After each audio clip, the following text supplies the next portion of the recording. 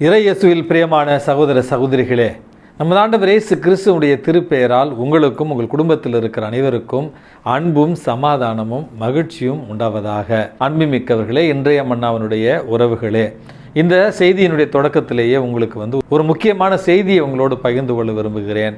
இன்றைய மன்னா தொடங்கியதிலிருந்து இன்று வரையில் யாரிடமும் நம்ம பண உதவி கேட்டது கிடையாது. ஒரு சில பேர் இன்றைய மன்னா பெயரில் வாட்ஸ்அப் குழுக்களை புதிதாக ஆரம்பித்து பண உதவி கேட்பதாக எனக்கு தெரிய வருகிறது. ஆகவே தயவு செய்து இந்த ஜிபேயில் பணம் அனுப்புவது அல்லது உடனடியாக எனக்கு பைபிள் வாங்குறதுக்கு காசு கொடுங்க அல்லது ஏழை பிள்ளைங்களுக்கு ஹெல்ப் பண்ணுறதுக்கு காசு கொடுங்க அப்படின்னு யாராவது கேட்டாங்கன்னா தயவு செய்து யாருக்கும் எந்த விதத்திலும் பணத்தை அனுப்பி ஏமாற வேண்டாம் என்பதை மிகவும் தாழ்மையோடு கேட்டுக்கொள்கிறேன்.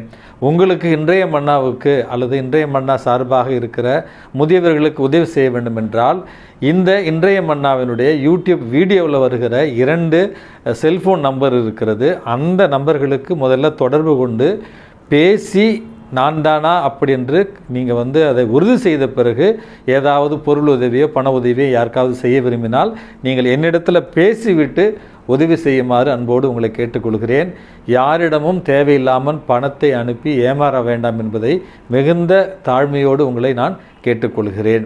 அன்புமிக்கவர்களே, ஆகஸ்ட் மாதம் 17ஆம் தேதி தாயாம் திரு அவை போலந்து தேசத்தை சார்ந்த புனித ஹியாசிந்த் அப்படி என்கிற ஒரு புனிதருடைய நினைவு நாளைத்தான் கொண்டாடுகிறது. இந்த புனிதர் பிறந்தது கிபி 1225 ஆண்டு. இவர் ஒரு பணக்கார குடும்பத்தில் பிறந்து கல்வியிலும் ஞானத்திலும் சிறந்து விளங்கினார் என்றும் அதற்கு பிறகு தன்னுடைய கல்வி படிப்பிற்காக ரோம் நகரத்திற்கு சென்று அங்கே கல்வி படிப்பை முடித்த பிறகு அங்கே டொமினிக்கன் சபையை ஏற்படுத்திய புனித டாம்னிக் அவர்களை ரோம் நகரத்தில் சந்திக்கிறார்.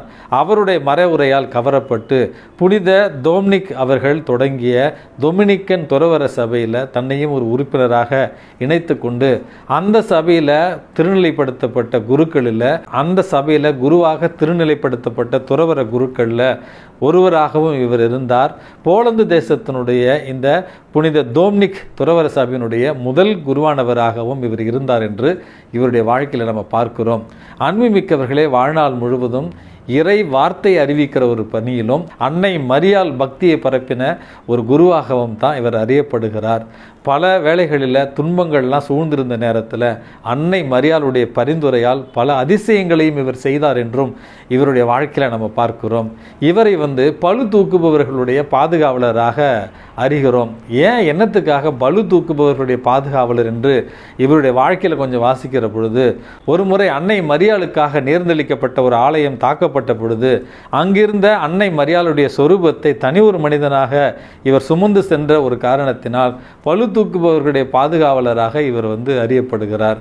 ஆகவே அன்புமிக்கவர்களே, இந்த புனித ஹியாசிந்த் இவருடைய பரிந்துரையால் நாமும் இறை வார்த்தையை அறிவிக்கின்ற ஒரு ஆன்ம தாகம் பெற்றவர்களாகவும் அதே நேரத்தில் குடும்பத்தில் அன்னை மரியாள் மீது வைத்திருக்கிற பக்தியை உணர்ந்து மற்றவர்களுக்கு அதை பரப்புகிற ஒரு ஆர்வத்தை இறைவன் நமக்கு தர வேண்டியுமாய் இவருடைய பரிந்துரையால் இன்றைக்கு நம்ம மன்றாடி ஜெபிப்போம். அன்புமிக்கவர்களை, இன்றைக்கு நமக்கு கொடுக்கப்பட்டிருக்கிற நற்செய்தி வாசகத்தில் நமது ஆண்டவர் இயேசு கிறிஸ்துவிடத்தில் சில சிறுவர் சிறுமிகளை இயேசு ஆசீர்வதிக்கும்படியாக அவருடைய பெற்றோர்கள் அழைத்து வருகிறார்கள். இயேசுவை இவர்கள் தொந்தரவு செய்வார்கள் என்று நினைத்து திருத்தூதர்கள் இந்த சிறுவ சிறுமிகளை இயேசுவிடத்தில் வரவிடாமல் தடுத்ததாகவும் அதட்டியதாகவும் நற்செய்தி வாசகத்தில் நம்ம வாசிக்கிறோம். இதை கண்ட நமது ஆண்டவர் இயேசு கிறிஸ்து இளையோரை சிறுவர் சிறுமிகளை என்னிடம் வரவிடுங்கள், தடுக்க வேண்டாம் அப்படி என்று அவர்களை அழைத்து அவர்களை ஆசீர்வதித்து அனுப்பியதாகத்தான் இன்றைக்கு நற்செய்தி வாசகத்தில் நம்ம வாசிக்கிறோம். அன்புமிக்கவர்களே, குழந்தைகள் பல நேரங்களில் இறைவனுடைய பிரசன்னத்தை நமக்கு உணர்த்துபவர்களாக இருக்கிறார்கள். ஒரு குடும்பத்தில் குழந்தைகள் இருப்பது எவ்வளவு பெரிய ஆசீர்வாதம், எவ்வளவு பெரிய ஒரு பேரானந்தம். அவர்கள் இருப்பது பல பெற்றோர்களுடைய மன அழுத்தத்தை குறைக்கிற ஒரு காரியமாகத்தான் நம்ம இயல்பிலேயே பார்க்கிறோம். ஆனால் சில குடும்பங்களில் ஃபாதர் தொந்தரவு தாங்க முடியல, ஃபாதர் வீட்டை அப்படி போட்டு உருட்டி எடுக்கிறாங்க, ஒரே இறைச்சல் ஒரே ஆட்டம் அப்படி என்று குறையாக சில பெற்றோர்கள் சொன்னால் கூட உள்ளத்தளவில் எல்லா பெற்றோருக்கும் தெரியும், குழந்தைகள் இருக்கிற ஒரு வீடு என்பது விண்ணகத்தை போன்ற ஒரு உணர்வை நமக்கு நிச்சயமாக தரவல்லது. இந்த குழந்தைகள் இயல்பிலேயே மாசு மறுவற்றவர்களாக இருப்பார்கள், இயல்பிலேயே ஒரு திறந்த மனதோடு இருப்பார்கள், இயல்பிலேயே எளிமையும் தாட்சியும் உள்ளவர்களாக இருப்பார்கள், இயல்பிலேயே எல்லோருக்கும் கொடுக்க வேண்டும் என்கிற தாராள உள்ளத்தோடு இருப்பார்கள். ஒரு வீட்டில் ஒரு குழந்தை 2 ஆப்பிள் வச்சுருந்துச்சுன்னா, அப்பொழுது அங்கே சென்ற அவருடைய அம்மா, எனக்கு ஒரு ஆப்பிள் தருவியா அப்படின்னு கேட்குற நேரத்தில் அந்த குழந்தை என்ன பண்ணுச்சா, முதல்ல ஒரு ஆப்பிள் எடுத்து கடிச்சு டேஸ்ட் பண்ணி பார்த்துட்டு, இன்னொரு ஆப்பிளையும் எடுத்து கடிச்சு டேஸ்ட் பண்ணி பார்த்துட்டு, இந்தாங்க இந்த ஆப்பிள் நீங்கள் வச்சுக்கன்னு ஒரு கையில் இருந்த ஆப்பிளை அம்மா கிட்ட கொடுத்துச்சான். அம்மாவுக்கு முகம் சின்னதாக போயிடுச்சு. ஏன் இந்த குழந்தை இவ்வளோ சுயநலமாக இருக்குது, 2 ஆப்பிளையும் கடிச்சு பார்த்துட்டு நமக்கு கொடுக்குதே, மற்றவர்களுக்கு இந்த குழந்தை இப்படி செஞ்சால் மற்றவங்க என்ன நினைப்பாங்க அப்படின்ட்டு, பாப்பா நம்ம இப்படி செய்யக்கூடாது, உதவி கேட்டால் நம்ம உடனே கொடுத்துடணும், இந்த 2 ஆப்பிளையும் கடிச்சிட்டு நீ கொடுக்குறது கொஞ்சம் அவமரியாதை மாதிரி தெரியலையா உனக்கு அப்படின்னு கேட்குற நேரத்தில் குழந்தை வெகுளித்தனமாக, இல்லை மாமி நான் அப்படி நினைக்கல, 2 ஆப்பிளை நான் வச்சுருந்தேன், அதில் எந்த ஆப்பிள் ரொம்ப டேஸ்ட்டாக இருக்குன்னு நான் டேஸ்ட் பண்ணிவிட்டு நல்லா டேஸ்ட்டாக இருக்கிற ஆப்பிளை உங்களுக்கு கொடுத்தேன், சாதாரணமாக இருக்கிற அந்த ஆப்பிளை நான் வச்சுக்கிட்டேன் அப்படின்னு அந்த குழந்தை வெகுளியாக மாசு மறுவற்ற தன்மையோடு சொல்லிச்சான். அன்பு மிக்கவர்களே, இதைத்தான் இறைவன் இன்றைக்கு நமக்கு முதல் பாடமாக தருகிறார். சிறு பிள்ளைகளைப் போல நம்மையே நாம் தாழ்த்தி இறைவனிடத்தில் எளிமையோடும் தாட்சியோடும் வெள்ளை மனதோடும் செல்கிற நேரத்தில் நம்முடைய ஜெபங்களையும் அவர் ஏற்பார், நம்மையும் அவர் அருகில் வைத்து அரவணைத்து கொள்ளுவார். ஆகவே இறைவனிடத்தில் நாம் செல்லுகிற பொழுது குழந்தைகளுடைய மனப்பான்மையோடு செல்லத்தான் இறைவன் நமக்கு அழைப்பு விடுக்கிறார். இரண்டாவது ஒரு செய்தியாக, திருத்தூதர்களும் அங்கிருந்த மக்களும் குழந்தைகளை இயேசுவிடத்தில் வரவிடாமல் தடுத்த நேரத்தில் இயேசு அவர்களை தேடிய ஒரு முயற்சி எடுக்கிறார்.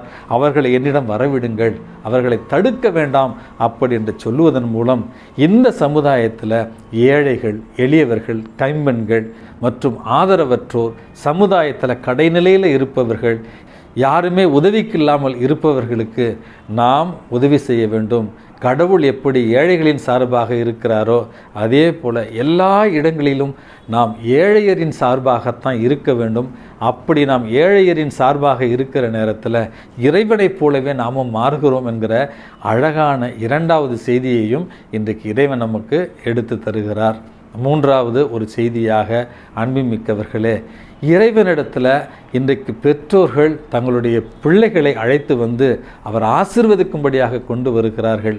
பெற்றோர்களே, பெரியோர்களே, இது உங்களுடைய தலையாய கடமை. இன்றைக்கு நம்முடைய பிள்ளைகள் சினிமா, சீரியல், சமூக வலைதளங்கள் அப்படி என்று ஆண்டவரை விட்டு வெகு தொலைவில் சென்று கொண்டிருக்கிற நேரத்தில் உங்களுடைய தலையாய விசுவாச கடமையாக நினைத்து பிள்ளைகளை இயேசுவிடத்தில், பிள்ளைகளை கோயிலுக்கு, பிள்ளைகளை ஜெபத்திற்கு, பிள்ளைகளை கத்தோலிக்க நெறிக்கு கொண்டு வர வேண்டிய முதல் கடமை உங்கள் கையில் தான் இருக்குது.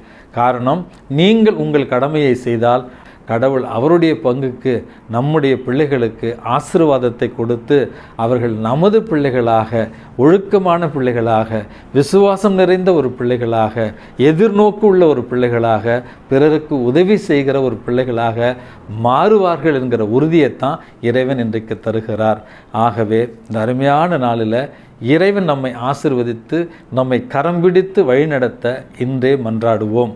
எல்லாம் வல்ல இறைவன் தந்தை, மகன், தூய ஆவி உங்களையும் உங்கள் குடும்பத்தில் இருக்கிற அனைவரையும் நிறைவாக ஆசீர்வதித்து பாதுகாத்து வழி நடத்துவாராக. ஆமேன்.